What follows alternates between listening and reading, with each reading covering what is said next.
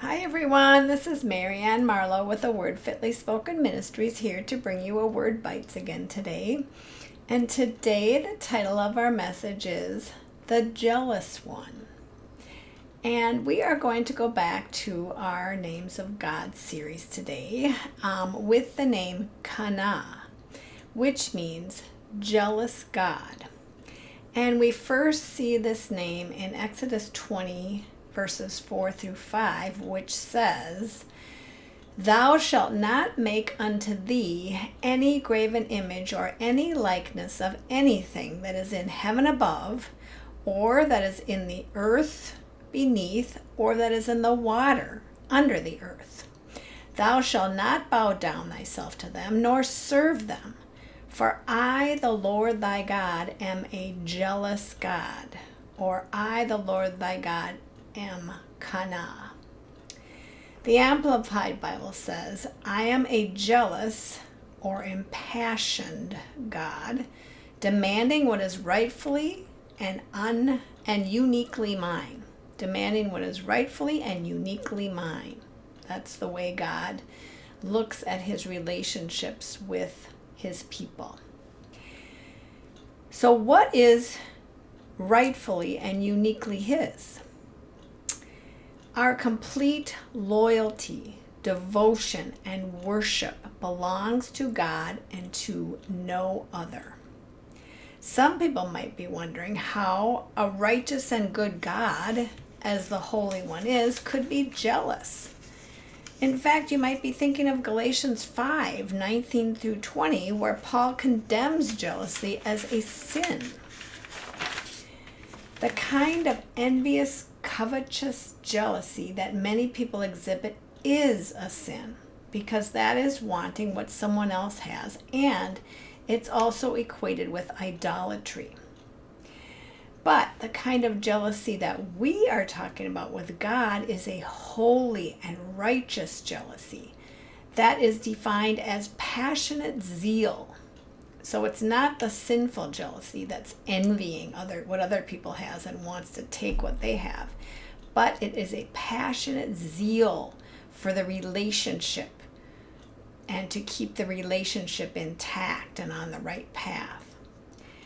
Jealous, when it pertains to God or godliness, conveys a sense of zeal, fervor, or passionate commitment, a protective love that seeks to preserve a covenant relationship.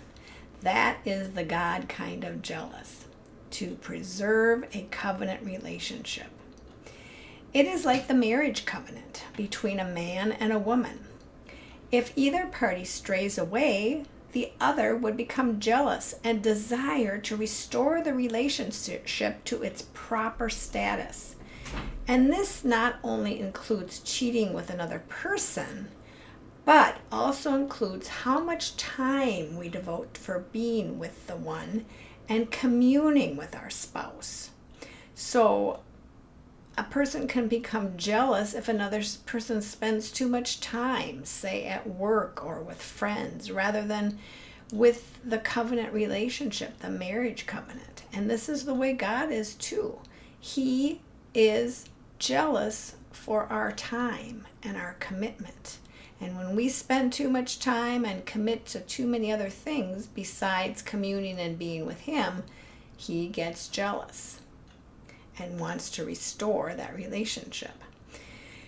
So you can be married and basically be too busy to be with that person, just like we can be saved but spend hardly any time communing with God, and many Christians are in this condition, and that is still jealousy provoking. Someone or something else has taken the place of your covenant partner, whether it be God or your spouse. Song of Songs 8:6 portrays this type of relationship, and it says, "Place me like a seal on your heart, like a seal on your arm. For love is as strong as death, its jealousy as enduring as the grave. Love flashes like a fire, the brightest kind of flame.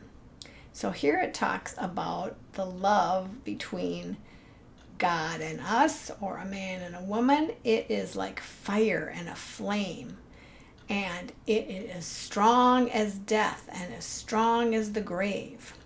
And it's a jealous love. It doesn't want anybody else interfering with it, or anything else interfering with it. This is the type of jealousy that God is portraying and exhibiting with his people. The Israelites had made a covenant with God to worship and serve him and him alone. If they broke the covenant and turned to other gods, God would be jealous or zealous or impassioned to desire to restore that covenant relationship with his people. But if his people refused to return to him, then he would be angry that the covenant was broken, and rightly so. Everything God does is good and right. Amen. So even what we consider to be a negative response is righteous when it is exhibited by God. So righteous, there is a righteous anger and there is a righteous jealousy. God only wants the best for his people, and he is the best. It is like an earthly father who tells his son not to do something because it could hurt them, but they go ahead and do it anyway and then get into trouble because of it. The dad might be angry and say, "Why didn't you listen to me and do as I told you to do? You could have avoided that trouble." God knows that when we stray away from him and try to go our own way or get our needs met from some other source besides him, we will get hurt. Whether those needs are spiritual, physical, mental, or social, God is to be our source to meet every need we have, and we are to give him alone the glory and the worship for who he is and what he does for us. We are made in God's image. We have feelings, and so does God. The difference is God's feelings are righteous and true in every case, whereas ours many times are not because of sin. So if we line our feelings up with God's feelings, then we can walk in righteousness too, where our feelings are concerned. Those of us who are his children must also walk in righteous jealousy as God does. We must be zealous for the things of God. We must be like the prophets and saints of old who stood up and declared what was right and true and good no matter the cost to themselves. That's what we need to do. In the day in which we live, this can be hard, but it's never easy in any generation because the same evil one is at work no matter where or when you live. But we should be so jealous for God that when we hear someone use his name in vain, we speak up. We should be so zealous for God and his word that when someone says or does something against the word or our wonderful God, indignation rises up within us and we move to defend God and his holy word. Romans 12:11 says, "Never be lacking in zeal, but keep your spiritual fervor serving the Lord."